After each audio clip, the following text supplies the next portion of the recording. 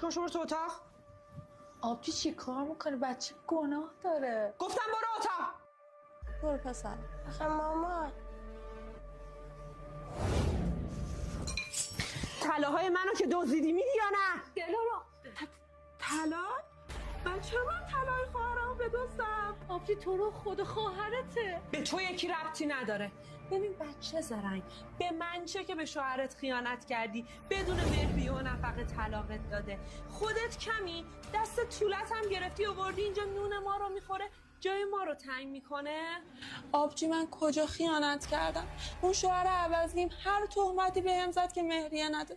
تو که خواهرم باید باور کنی؟ پیش خودت گفتی میری طلاهامو میفروشی، خرج درس و مشق بچت میکنی، منم چون خواهرتم دستتو رو نمیکنم. مگه کم از بابا تیقیدی؟ برو طلاهامو بیار وگرنه زنگ میزنم به پلیس. آبجی اصلا میفهمی چی داری میگی؟ من رو سر حدیث قسم میخورم. اصلا برو وسایلشو بگم. ببین منو، تو نهزی مامان بابا با پا قدم من ورزشون خوب شد تا روزی که تو به دنیا اومدی. بابا ورشکست شد، بعدش هم که طولت به دنیا اومد مامانمون از دنیا رفت با پا قدمش. تو بچه دلش کنی. آبجی خاله این مادر میمونه. چجوری دلت میاد در مورد بچه‌م اینجوری صحبت کنی؟ آبجی فکر آه دل اون بچه باش. تو خواهر بزرگتری باید براش مادری کنی، نه اینکه بهش بگو بره طلاهامو بیاره. ببین کاری نکن که خودتو طولتو با هم بکشم ها. جستو آخه کی میاد تو این خونه میره؟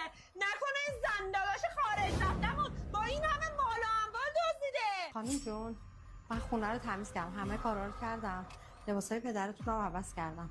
اگه اجازه بدین من رفع زحمت. وایسا ببینم زنی که نکنه کار توه.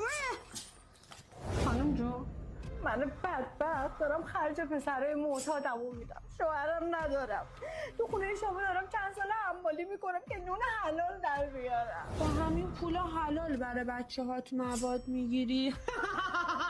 ببین برای من غریبم بازی در نیار. میری طلاهامو میاری یا قلم پاتو بشکنم. به خدا قسم من تو زندگیم هر کاری کردم غیر از دزدی.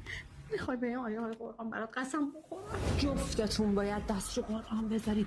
گداگاشته های دزد. خانم به این آیه های قرآن قسم میخورم تو این چند سال اکنون شما نه طلا نه پول تا حالا نبردم و نه خواهم بود. آیه قرآن قسم میکنم که من و پسرم دست به طلاقات نزد. میدونید که قسم دروغ زندگیتون آتیش میزنه. تهمت چیه؟ به وقتش همه چی مشخص میشه.